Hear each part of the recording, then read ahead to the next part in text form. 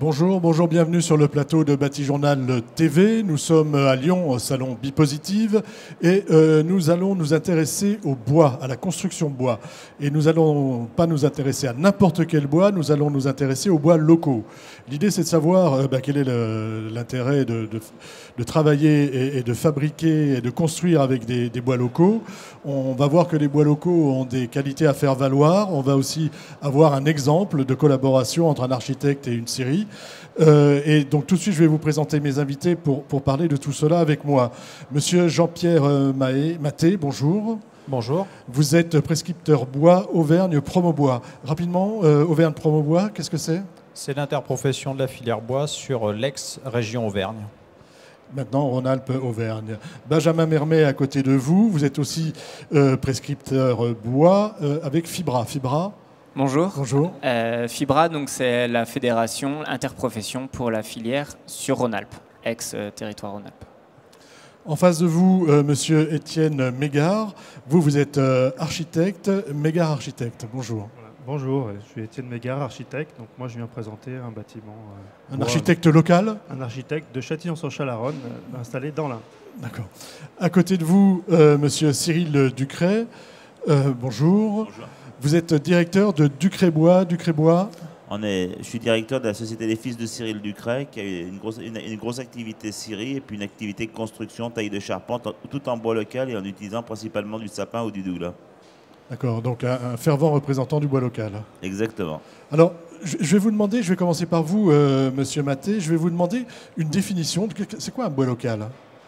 Alors un bois local, on peut avoir plusieurs définitions. C'est déjà un bois français, et ensuite c'est un bois qui va pas parcourir beaucoup de distance entre sa production en ressources forestières, l'arbre sur pied, sa transformation et son utilisation dans un projet de construction ou de réhabilitation. Quand vous dites pas beaucoup de distance, c'est quoi ? C'est 100, 200, 300 km ? En général, les scieries que l'on connaît sur notre région s'approvisionnent globalement autour de 50, 100 km autour de chez elles. Et ensuite, oui, voilà, on est sur ces eaux-là, peut-être jusqu'à 200, 250 km, on va dire, au total. Hein. Alors, vous ne parlez pas que de bois local, vous parlez de produits techniques bois local. Qu'est-ce que c'est qu'un produit technique bois local ? Alors, un produit technique, c'est tout simplement un produit qui est fini et qui est prêt à l'emploi dans la construction. Donc c'est par exemple un bardage, c'est des composants de murs en CLT cloués comme le fait l'entreprise Ducret. C'est des carrelés, lamellés collés pour fabriquer de la menuiserie extérieure. Ce sont des éléments de structure collés, du bois massif abouté, du bois massif reconstitué, du parquet, du lambris, etc. Monsieur Mermet, sur cette définition, vous êtes d'accord ? Vous voulez ajouter quelque chose ? Oui, tout à fait. Le but, c'est vraiment d'avoir un produit qui est transformé. Donc on peut partir des planches classiques en bois massif. Et après, pour certains besoins en construction, il faut des produits un peu plus techniques. Donc BMA, BMR, L, contre-cloué, donc de la scierie Ducret par exemple. Et on part aussi avec des systèmes. On peut aussi parler de systèmes constructifs en bois locaux. Donc comme le contre-cloué, ou alors on va avoir des poutres treillis. Il y a des solutions en fait en bois locaux qui permettent de faire des projets de bâtiments avec du bois local. Voilà. A priori, c'est méconnu, parce que l'idée, c'est de faire connaître le bois local. Pourquoi on ne connaît pas ces bois locaux ?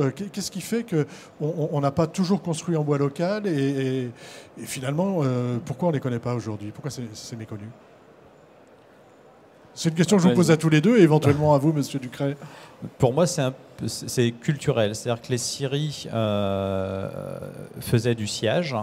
Elles allaient jusqu'à proposer du débit sur liste pour les éléments de charpente, pour l'emballage. Mais le marché de la construction bois s'est développé finalement que très récemment, une dizaine d'années. Quand ce marché-là s'est développé, les scieries ont pris conscience de l'importance du marché, ont commencé à apporter un peu plus de finition à leurs produits, donc en rabotant, en séchant, en triant le bois.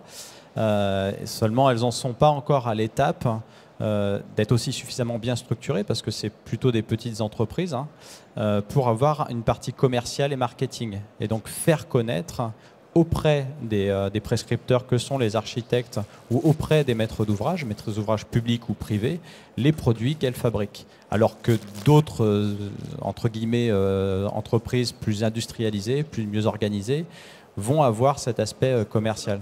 Et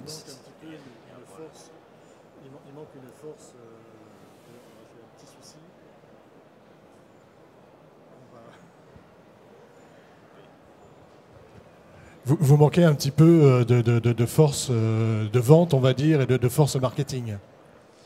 L'idée, c'est de promouvoir en fait le bois local et d'essayer aussi de montrer aux entreprises et aux architectes et aux maîtrises d'ouvrage que le bois local existe et qu'on peut faire des bâtiments et qu'il n'y a aucun souci de faire avec du bois local.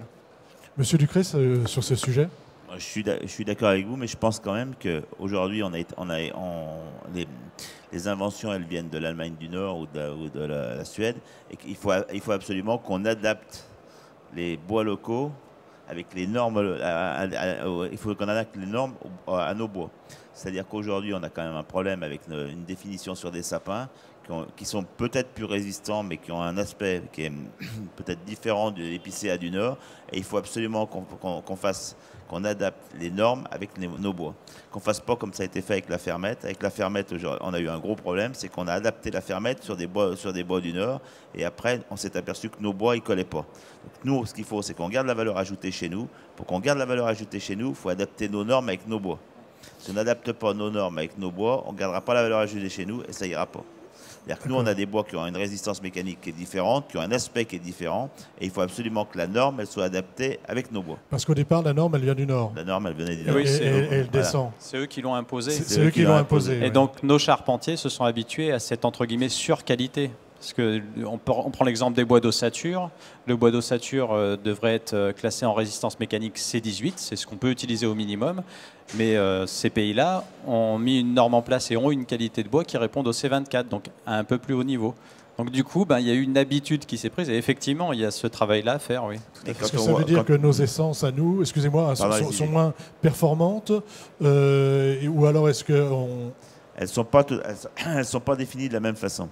C'est-à-dire que nous, on a plus le sapin, il faut le qualifier différemment. Il peut être soit C18, soit C24, soit C30, mais il faut l'adapter par rapport aux sections qu'on a besoin. Pour les non-spécialistes, C18, C24, C30, c'est la résistance, hein, c'est ça. Plus c'est haut, mieux c'est haut. Résistance mécanique. En Allemagne, ils ont adapté leur construction à leur bois. On a fait un voyage d'études pendant à peu près une semaine. Là, il y a, grâce à je crois que c'est Créabois 38, c'est ça. Et on s'est aperçu que les Allemands qui sont, on va dire, chauvins, ils ont adapté leur bois, leur norme à leur bois. Donc il faut qu'on fasse la même chose. Nous, on a voulu être premier de la classe comme souvent et on adapte les normes au bois du Nord. Et ça va pas. On s'est fait piller le marché des fermettes. Il ne faut pas qu'on se fasse piller le marché de la charpente. D'accord, ça c'est le message par rapport au bois local. Donc, hein. Est-ce qu'il y a quand on parle de bois local et si on fait la différence, la comparaison avec le bois du Nord, on a davantage d'essence en France, c'est ça si j'ai bien compris. Vous parliez de sapin, mais on a aussi, moi j'ai vu des exemples en hêtre ou en. Est-ce que ça veut dire qu'à chaque fois il faut que je caractérise mes essences, ou est-ce que ça veut dire que je dois que finalement toutes vont s'adapter à la. Non, mais les essences c'est obligatoirement du résineux pour faire de la construction. Le hêtre peut passer dans la menuiserie, peut-être passer aujourd'hui dans. Il a besoin de chercher d'autres utilisations, peut-être dans le parquet, peut-être dans certains produits, mais je pense que je citais le hêtre comme ça au hasard, en non spécialiste. Hein. D'accord. Après, c'est vrai que c'est beaucoup des résineux, donc sapin, épicéa et Douglas, mais la norme, en fait, ça sera la norme pour les résineux. Donc après, il n'y a aucun frein à avoir si on a plusieurs sortes de sapins ou autres. Non, toutes nos essences arriveront à garantir cette norme-là. Dans l'exemple qu'on a fait avec Étienne Mégard, on a fait des planchers collaboratifs en sapin qu'on a contrevantés. On a fait valider le système par le CTB, mais ça nous a permis quand même d'utiliser du sapin. Je pense que vous pouvez en parler. On va revenir sur l'exemple dans 5 minutes, enfin non, pas dans 5 minutes, dans 1 minute. Simplement, qu'est-ce que vous mettez en place pour faire connaître ces produits techniques en bois locaux ? Alors, il y a deux types d'actions. Il y a les actions via des retours d'expérience pour montrer que c'est possible de réaliser des bâtiments avec des bois locaux et de montrer ces bois techniques et quels sont-ils. C'est ce que nous allons montrer. Donc c'est avec là, ce projet. c'est un peu ce qu'on montre actuellement. Et autrement, il y a des actions. Donc je pense peut-être Jean-Pierre, tu pourras peut-être mieux en parler parce que c'est Auvergne-Prombois qui la gouverne au départ et Fibra se mettra dans l'action. Ça sera une action commune, mais qui a démarré à Auvergne-Prombois.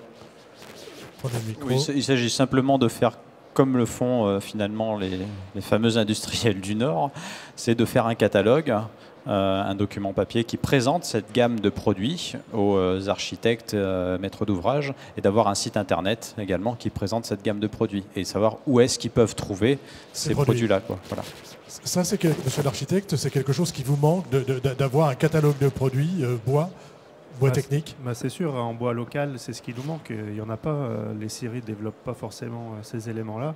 Et on a beaucoup de prospectus allemands, autrichiens et très peu français. Donc effectivement, c'est ce qui manque. Et c'est ce qu'on cherche à développer avec des scieurs, essayer de développer en France ce qu'on appelle la seconde transformation, c'est-à-dire des choses qui sont déjà un petit peu transformées avec les bois locaux. Alors, on va...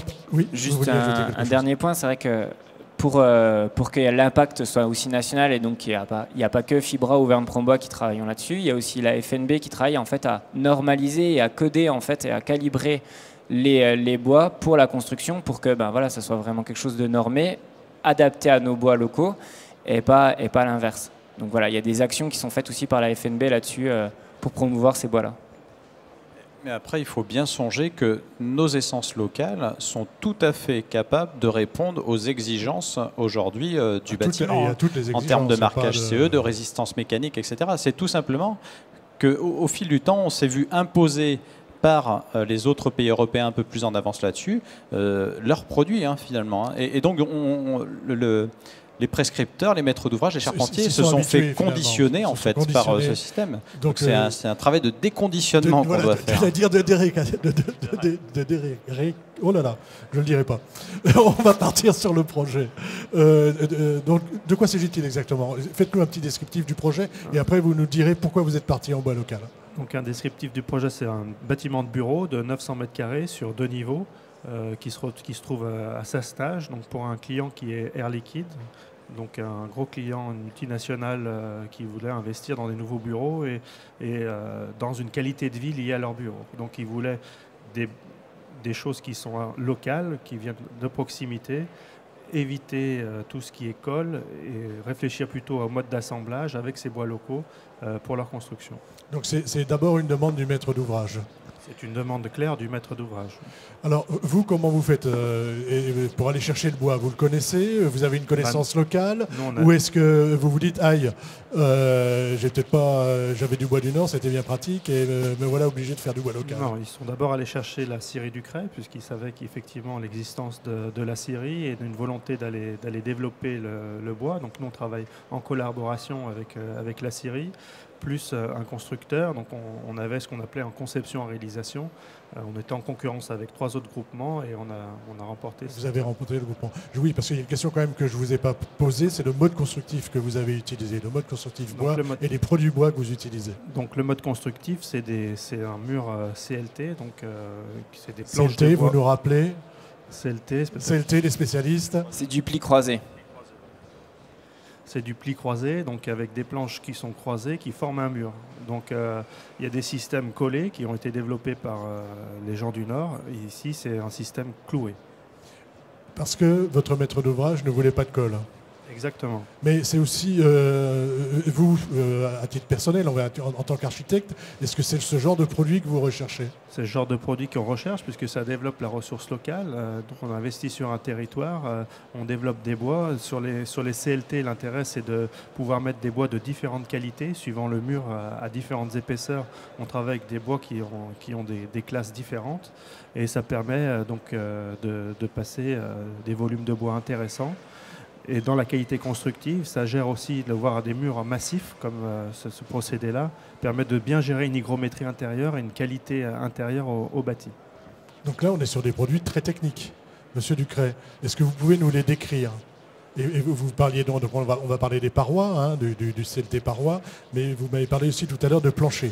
Donc allez-y sur les produits que vous avez développés en fait pour répondre à la demande de l'architecte. On a développé un plancher collaboratif avec des éléments qui contrevendent en hauteur, et ce qui permettait de mettre du sable à l'intérieur et de permettre de faire aussi le plancher pour pouvoir mettre les fils techniques dessous. Et c'était un élément, ça permettait d'insonoriser le bâtiment. Et ça, on l'a développé en association avec le cabinet d'architecte Mégare, parce qu'il y avait un problème d'insonorisation. Voilà, parce que le bois, ce n'est pas sa qualité principale de gérer l'acoustique dans le bâtiment. De gérer l'acoustique dans le bâtiment. Donc après, en travaillant avec les séries du CRE, on a essayé de développer au maximum les produits qu'ils avaient. Donc quand on travaille directement avec le scieur, on connaît ses produits et on essaie de développer des systèmes. Donc là, on a développé un système pour le plancher en T. C'était une dalle horizontale et un T vertical qui forme le plancher, qui nous a permis de faire un plancher technique pour les bureaux qui était intéressant et dans lequel on a mis du sable pour gérer l'acoustique. D'accord. Alors moi je pensais que le sable on le mettait pour l'inertie également. C'est pour l'acoustique. L'inertie, voilà, l'acoustique c'est de l'inertie, c'est de la masse. Donc on rajoute de la masse pour gérer ce problème d'acoustique entre nous. Vous disiez tout à l'heure que vous avez fait aussi ce travail en collaboration avec le CSTB. Est-ce que ça veut dire qu'il y a une ATEX, qu'il y aura un avis technique sur le produit ? C'est ça, pendant que le projet s'est fait, en fait, il y a un avis technique qui s'est développé. Donc au départ du projet, le maître d'ouvrage nous a quand même fait confiance puisqu'on était sans avis technique. Donc on a réussi à justifier leur mur et à valider le produit sans avis technique grâce au bureau d'études arborescence qui a travaillé et a développé des notes de calcul qui justifiaient le mur sans avis technique. Donc on a pu valider ce projet-là et aujourd'hui ce produit est sous avis technique. Cyril Ducret a investi pour valider son produit au niveau du CSTB. Alors, Monsieur Ducret, en quoi ces parois et ce plancher sont des produits locaux ? Le mur MHM, il part de planches. Donc les planches, c'est les rives des bois.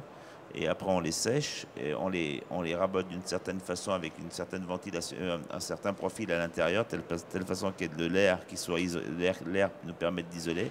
Après on l'agrafe et puis on le taille, on met les isolants dessus, on les numérote, on les met dans l'ordre et au moment où on les livre directement pour qu'elles se posent directement sur le chantier sans qu'il y ait de rupture de charge. Je pense que le fait de ce chantier il nous a appris une chose, c'est que si on voulait que ça marche bien, il ne fallait pas qu'il y ait de rupture de charge. Les panneaux, on les prend à la scierie, on les emmène directement sur le chantier et quand on les décroche, on les pose. Ça permet d'aller très vite. D'ailleurs, ce chantier-là, on a commencé le 1er novembre et le chantier il a été fini, livré le 7 mars. D'accord, donc quelque chose d'assez rapide. Donc et ça, c'était une condition du maître, et c'était une condition d'Air Liquide que ça aille très vite. Alors, on a appris une chose, c'est que pour que ça aille vite, et puis surtout, on a la possibilité de mettre des fenêtres en usine, on met l'isolant en usine, et après, ça va très très vite à les monter. Alors, ça permet essentiellement d'utiliser de la valeur ajoutée de chez nous, avec que des planches de chez nous. Que des planches de chez vous, quand vous dites que des planches de chez vous, c'est la forêt d'à côté. La forêt d'à côté, oui. Voilà. On va dire la forêt Auvergne-Rhône-Alpine pour être dans le sens du vent. Et combien de kilomètres de la scierie jusqu'au chantier ? 80 km environ. 80 km, donc là on est très vertueux, j'allais dire. Oui, on est à 80 km de la scierie et les bois viennent à 80, les grumes viennent à 80 km autour de la scierie. Donc maximum, ça fait, je pense, 160 km.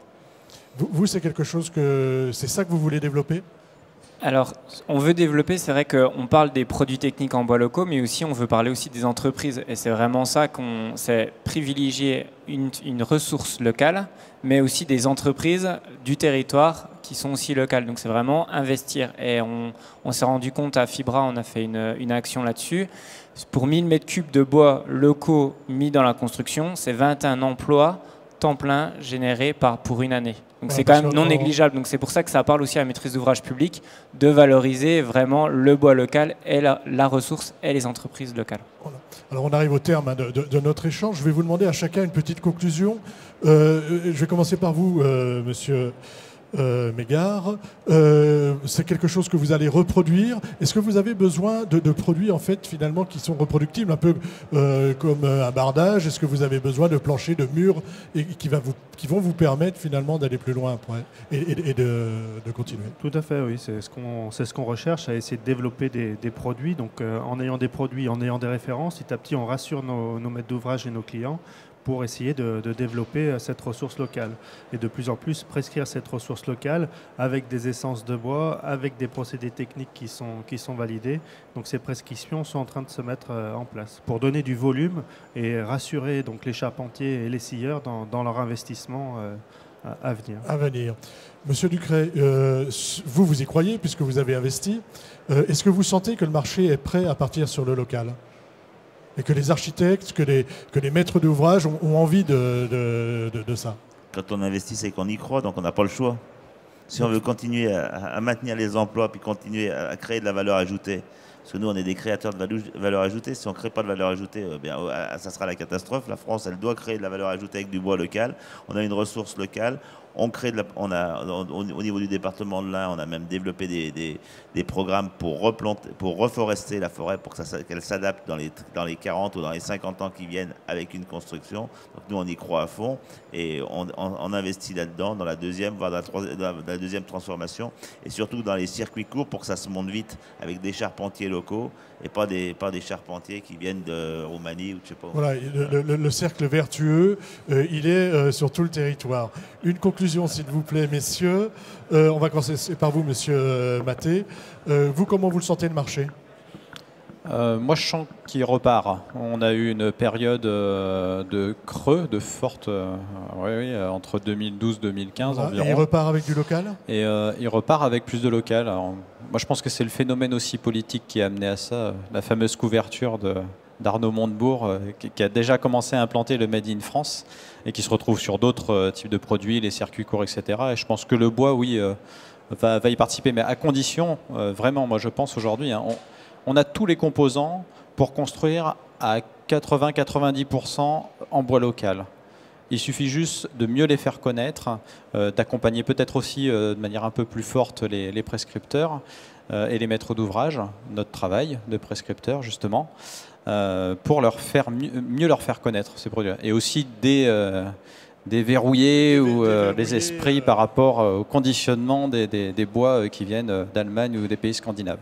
Alors avec Fibra, vous avez, monsieur Mermet, vous avez édité un petit opus de retour d'expérience, c'est ça? Voilà, sur le bois local. Et c'est vrai que le bois local maintenant, on voit vraiment que, voilà, avec les pouvoirs publics, la nouvelle réglementation thermique, l'énergie grise, les analyses de cycle de vie, voilà, c'est vertueux et ça serait dommage d'utiliser une ressource qui est très loin alors qu'on l'a localement avec les entreprises du territoire qui peuvent répondre à ces marchés-là. Donc il faut vraiment le promouvoir et donc c'est pour ça qu'on a fait cette brochure. Où est-ce que je le trouve? Donc sur Internet, sur le site de Fibra, au stand de la filière forêt-bois qui est juste à côté du plateau, Batijournal, et autrement juste en demandant à Fibra. Écoutez, messieurs, merci. Merci beaucoup d'être venus participer à cette petite conférence sur les produits techniques en bois locaux. Merci et à bientôt et à retrouver bien sûr sur Batijournal TV et sur le site de Bipositive. À très bientôt, au revoir. Merci.